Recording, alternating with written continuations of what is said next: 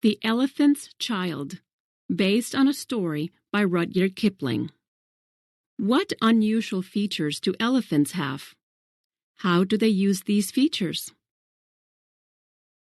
Long ago, elephants didn't have the same appearance. They didn't have trunks, only big stumpy noses that were no good at picking things up. But then, an elephant's child came into the world, not with a trunk, but with many questions. He wanted to know about everything. The elephant's child asked his aunt, the ostrich, why her tail feathers grew the way they did.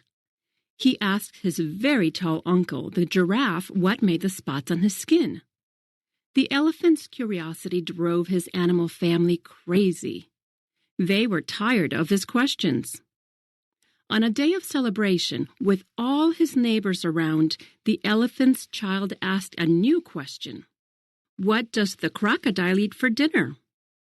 Everyone turned to him and yelled, "Hush!" He couldn't get anyone to answer his question.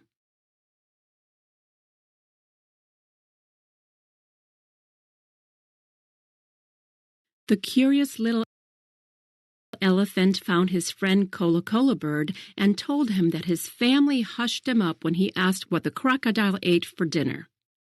But she didn't know the answer to his question. Go to the riverbank and find out, she suggested. The elephant's child was determined to get an answer. The next day, he packed 100 pounds of bananas and 17 melons. He told his family, I am going to the great green river to find out what the crocodile has for dinner. He walked away eating one of his melons. As he ate, he had to let the rinds fall because he had no way to pick them up. When the elephant's child got to the river, he didn't know what to look for because he had never seen a crocodile.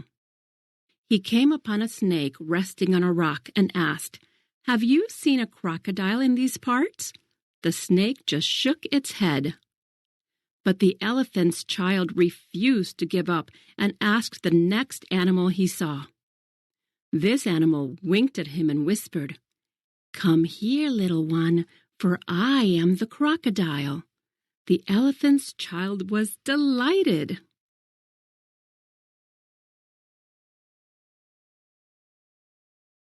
The elephant's child felt such relief that he had found a real crocodile.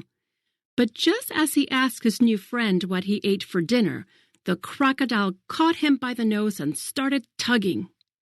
I think today I will eat the elephant's child for dinner, the crocodile hissed through his sharp teeth. Let go! You are hurting me, said the elephant's child as he realized his predicament. The snake slithered over to help the elephant's child. Together they pulled away from the crocodile until the elephant's child's nose had stretched way out. Finally, the crocodile let go with a loud pop. The elephant's child landed, rubbing his very sore nose. Thank you, he said to the snake as he began to wrap his long nose with banana leaves. What are you doing that for? Wondered the snake out loud. I need this big nose to shrink. I don't want to change my face. Besides, what is a long nose good for? Asked the elephant's child. The snake shook his head again as he slithered away, saying, Some folks just don't know what's good for them.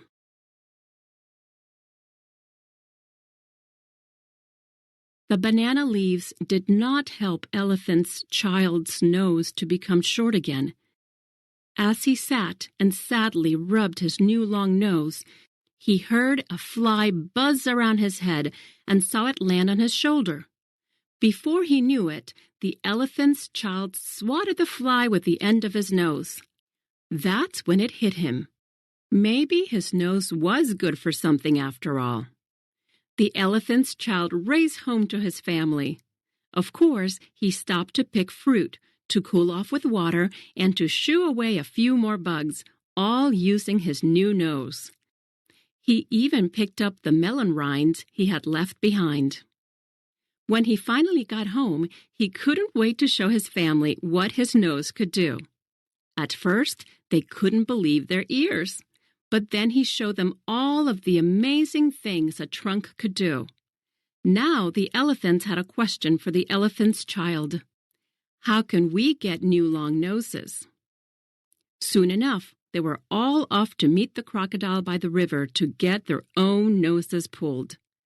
Today, all elephants have the elephant's child to thank for their most famous and useful feature, the trunk.